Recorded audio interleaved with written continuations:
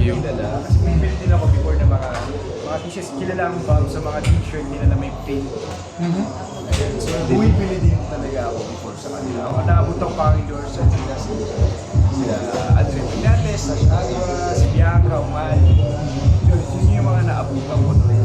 So medyo bigatin din kasi yung mga kinukuhang endorsers ng... Tsaka yung mga nabanggit ko na, nandun na, sana How does that feel na ikaw yung susunod? Natutuwa naman ako na salamat sa tiwala sa Bomb. So sana makarating din tayo dun sa ganun na makatulong ako at na magpapataas sa market. So excited na ako kung ano pa yung mga mangyayari dito sa Bomb.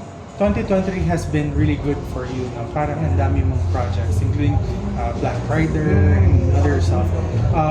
Aside from that, you also got this particular endorsement. Can you tell us how is like a usual day for you? What do you wear at home? What do you wear when you're at work? And what do you wear when there's like a special occasion? Sa bahay, casual, yung mga pambahay, yan. So pag may special naman, syempre kailangan ng pinag-ready. Depende rin sa event, like pang formal. Syempre, ngayon, difference ngayon by the help of Bomb. Okay. With this new collection with the Bomb Black Army, ano yung mga specific na items of clothing na medyo natutuwa ka na you get to wear? Talaga ako, super fan ako ng mga hoodie. Tsaka may mga t-shirt sila na may kakaibang printing na parang graffiti. Ay gusto ko yun. Do you like the material? Yes, of actually, what Bomb has? napaka niya, sobrang class. Ito nga, kung makikita nyo, napakapal ng tela niya. Talagang tatagal siya. Kung bumili ka, siguro matagal mo siyang magagamit. If you're going out on a date, what do you usually think of wearing? Depends Siguro, sa ngayon, medyo summer. Gusto ko ngayon yung mga parang hoodie na, like this, hoodie na may t-shirt na hoodie, tapos shirt. Pero hindi ako masyado nag-shirt. Pero siguro pag casual labas lang. Pero pag Is there a specific reason why you don't wear much shorts? yeah, kasi medyo, yung legs ko, hindi pa siya ganun ka-firm kasi pinalalaki ko pa. So medyo parang isa yun sa mga things na you kind of hide. Actually, kaya tuwa ako, maganda naman yung mga pants nila. Can you tell us a little bit about yung mga anime? May mga nagugustuhan ka in particular?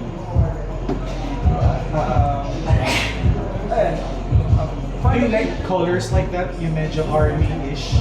Actually talaga, favorite kong color yung mga green. Natutuwa ako yung mga camouflage nila. Meron pa like, parang army green. Siguro ako na army green. Siguro laki color ko talaga. Tuwa lang ako, madami naman sa Salad Ride. T-shirt, kalahati pa lang ng taon. So, saan nga, What can we look forward to as far as magkakaroon ka na ba ng few print photos, magazines, magazine covers? May mga plan na ba ang Bomb for you? As of now, parang more pictorial pa lang hindi ko alam kung saan gagamitin yung shoot, pero parang ready ko sa store. So parang may prefer na yun na for the stores? Parang ganyan, tsaka sa online posting. Okay. Will we expect you to be in one of the stores soon? Or magkakaroon ka ba ng mga mall tours as well? Kasama yun sa contract. At the same time, yung mga... kasama. At the same time, may mga show yan. So, abangan nila yan. Abangan din nila yung mga pictures na lalabas. Okay. Would you like to give a message to your fans and of course to also support the brand Bomb?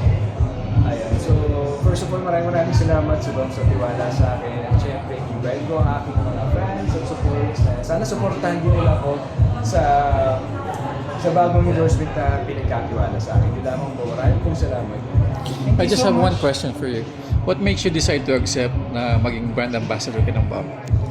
Just one question. One thing, nagustuhan ko yung design.